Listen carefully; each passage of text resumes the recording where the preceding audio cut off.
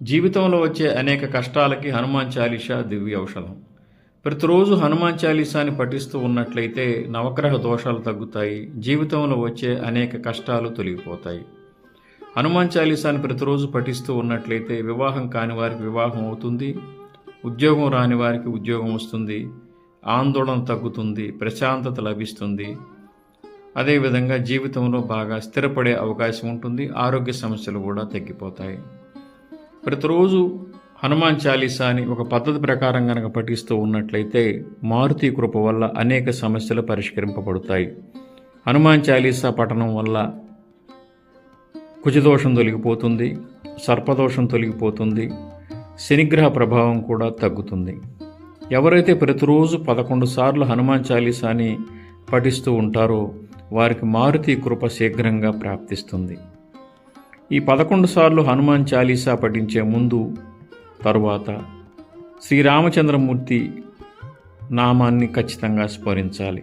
శ్రీరామ జయ రామ జయ జయ రామ అనే ఈ స్మరణ మంత్రాన్ని హనుమాన్ చాలీసా పారాయణానికి ముందు, పారాయణం అనంతరం మనం యథాశక్తి అంటే ఒక 2-3 నిమిషాలైనా సరే ఈ స్మరణ మంత్రాన్ని మనసులో ధ్యానించాలి. శ్రీరామ జయ రామ జయ జయ రామ అనే స్మరణ మంత్రాన్ని ఎవరైతే హనుమాన్ మీద పూర్తి విశ్వాసం ఉంచి ప్రతిరోజు 11 సార్లు హనుమాన్ చాలీసాను పఠిస్తూ ఉంటారో వారికి జీవితంలో ధైర్యం ప్రాప్తిస్తుంది, సమస్యలన్నీ కూడా తగ్గిపోతాయి. హనుమాన్ చాలీసా పఠనం వల్ల జీవితంలో నవగ్రహ దోషాలు కూడా ఏమీ ఉండవు. హనుమాన్ చాలీసా పఠించేవారు మంగళవారం నాన్ వెజ్ తీసుకోకుండా ఉండాలంటే మంగళవారం రోజు మాంసాహారాన్ని తీసుకోకూడదు. మంగళవారం రోజు ఒక పూట ఉపవాసం ఉండటం మంచిది. భూశయనం చేయటం మంచిది, అంటే భూమి మీద నిద్రించాలి. చాప కానీ ఏదైనా వేసుకొని కింద నిద్రపోవాలి, మంచం మీద నిద్రపోకూడదు.